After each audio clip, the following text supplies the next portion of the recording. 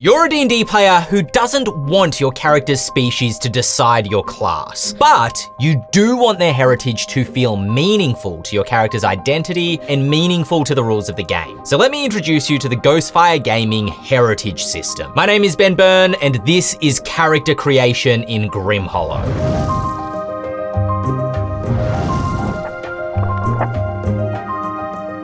Ghostfire's heritage system is a way to custom make your character's species with traits that best fit how you envision your character. The heritage system is great because it supports every preference or playstyle at character creation. Are you a min-maxer who enjoys synergizing mechanics? Well, now not only can you choose the best synergy between your heritage and class, but you can custom swap heritage features to find even more fun or powerful combos. Or are you a role player who doesn't mind a suboptimal build if it makes for a fun and interesting character? Take a heritage's traditional traits and pair it with any class. Or you can choose specific heritage traits that best express the story of your character. Maybe your mother was a dwarven warrior and your father was an elven sage. You can choose elven traits such as meditative rest to represent your Fey ancestry, and dwarven traits like poison resilience to represent your dwarven constitution. Or you may be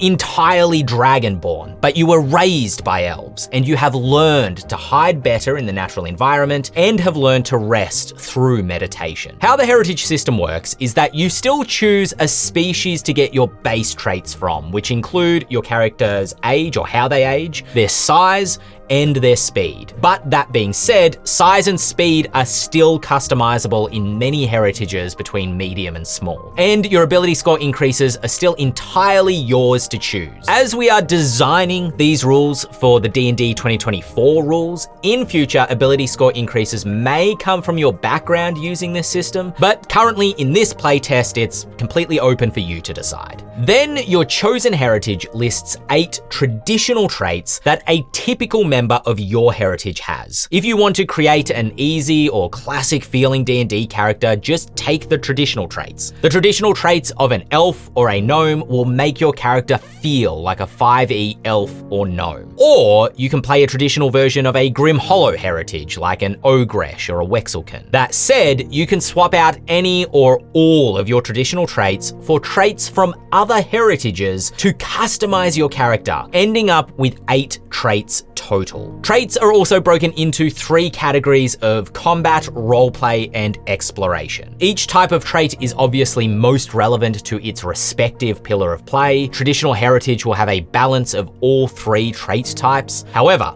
in customizing your character's heritage, you can choose to favor certain types of traits over others. This can help you customize your character to your campaign. So if your 5e campaign is very combat heavy, it's mostly focused on dungeon delving and taking back loot, you might choose more combat traits and fewer or even no roleplay traits. If your campaign involves social intrigue, you might choose more roleplay traits so that your barbarian or fighter can better engage with those social encounters. That's the base version of the heritage rules, but it does get even more advanced than that.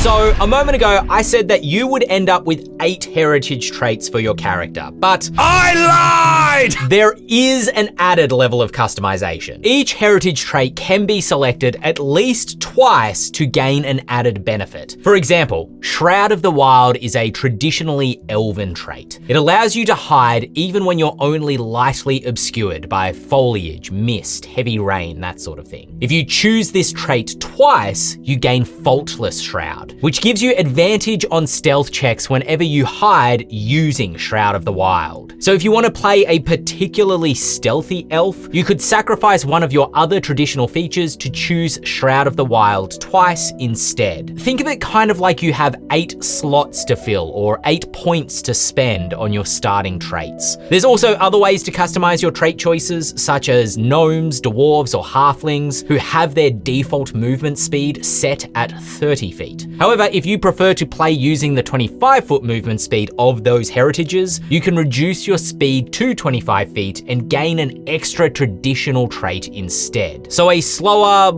elderly dwarf may be even more inured to poison damage because they chose to drop their speed to 25 feet and take the poison damage resistant trait twice. With this extra level of customization and specialization, you could actually create a character with only 4 or 5 heritage traits that are all highly tuned. Or your character may have 7 heritage traits, but you sacrifice the 8th to make one of them more powerful. It's entirely up to you. One other choice you'll make about your heritage in Grim Hollow is whether you wish to play a common heritage, a rare heritage, or an eldritch heritage. Common heritages such as humans and dwarves form the major communities and nations of Etheirys. You will be accepted or even welcomed wherever you travel. Rare heritages may dwell in isolation or form only smaller communities on the edges of larger societies. They may come from distant places like the Lanashi, or simply reproduce slowly like the Ogresh. Eldritch heritages are individuals shaped by magic or the touch of an ancient curse. They are not a culture or community unto themselves, though they're not always entirely unique. Such folk are often greeted with fear and misunderstanding due to their unnatural appearance, such as the spectral disembodied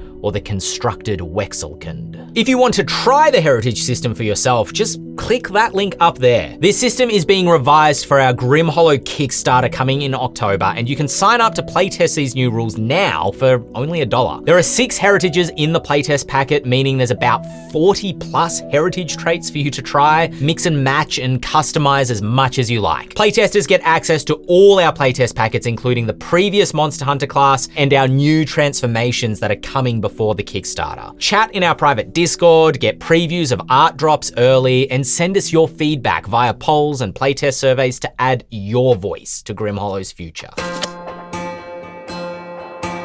So with an understanding of how the heritage system works, let's look at an example with ideas for how you can customize your character. We'll start with a familiar example. The elves of Etheirys are tall, graceful, and extraordinarily beautiful, believing that they are descended from the Fae She. Many elves are blessed with keen perception and an affinity for the forests, making them excellent wayfinders and explorers. Their sylvan minds make them difficult to charm, befuddle, or put to sleep, and they have a natural aptitude for magic, whether through study or their primal connection. The traditional elf traits are awakened mind, focused mind, and weapon aptitude as combat traits. For roleplay, they receive inborn perception and magical savvy. Their exploration traits are dark vision, meditative rest, and shroud of the wild. And many of these traits, as their name suggests, reflect what you'd expect from a typical 5e high elf or wood elf. But if you want to skew more towards wood elf,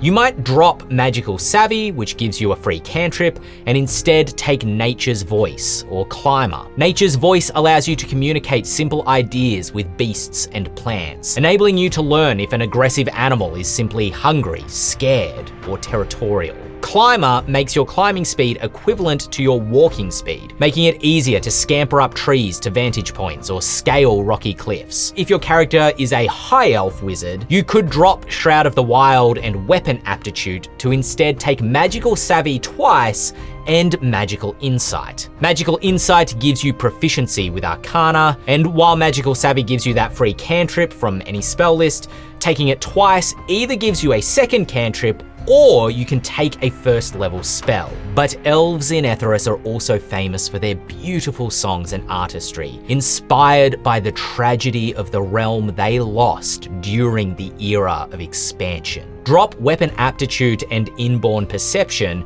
to instead take Instrumentalist, giving you proficiency with 2 instruments of your choice. If you take Instrumentalist twice, you become proficient with up to 4 instruments, and you gain advantage on an ability check whilst playing one such instrument. This is perfect for an Elven Paladin or Ranger who expresses themselves through sonnets, but whose adventuring life doesn't necessarily reflect the skills of a bard. But what if you don't want to play a typical D&D heritage? Well, let me show you an entirely new heritage that we're introducing into Grim Hollow for the first time. A Wolven is the natural born child or descendant of an individual cursed with lycanthropy. Yet Wolven are not cursed themselves and do not take animal form. Wolven are commonly associated with werewolves, inspiring the name given to them. But they're equally likely to descend from were-bears, were-rats, or were-ravens. Their appearance can be strange and supernatural. They may be broad and athletic beneath a thick pelt, or sinewy with dark feathers poking through their skin. For this reason, Wolven are commonly mistaken for fey spirits or actual lycanthropes. Rumors and fear follow them like a shadow, often leading to isolated lives. Yet Wolven are as calm and personable as any folk and suffer no bloodlust under a full moon. They embody the mysticism of the primal world, rather than its savagery. I won't be able to go through every Wolven heritage trait, but some of my favorites include Hunter's Instincts, Pack Hunter, Burst of Speed, and Nature's Voice. Hunter's Instincts is a combat trait representing your primal strength or cunning. You gain a pool of d8s equal to your proficiency bonus at the end of each long rest. When you make a weapon attack, you can spend one of these d8s and add it to either the attack roll or the damage roll. Pack Hunter is also a combat trait that allows you to use your reaction to give advantage to an ally's attack roll or saving throw in the thick of a fight. This trait does have limited uses based on your proficiency bonus and a range of about 10 feet, but it makes you a cunning and powerful ally. Burst of Speed doubles your movement speed for a turn. This represents the Wolven dropping to all fours and thundering across the battlefield to catch your prey or escape a dangerous foe. You can also couple that with Climber. A Wolven's strength or razor-sharp claws helps you rapidly ascend obstacles, and Nature's Voice represents your affinity and connection to the primal world, able to communicate with beasts and plants, as I said earlier. Wolven obviously make fantastic rangers, barbarians, fighters, or monks, but you could swap out Hunter's Instincts for an Elven Meditative Rest and Shroud of the Wild. Shroud of the Wild is still very on theme for a Wolven if you want to play a rogue that might represent you having a were-rat heritage, or you're simply a very patient, prowling hunter. Meditative Rest, or maybe taking a disembodied's magical fortification trait, might be suitable for a druidic Wolven who has chosen an ascetic lifestyle within the wilderness. Customize your Wolven to be the character you envision by signing up to be a playtester right here and accessing the heritage system today. Or discover Grim Hollow's Monster Hunter class by watching this video here and learn to slay monsters for a living. Maybe I should just do all heritages as a lore video. Comment if you comment, blah, blah, blah.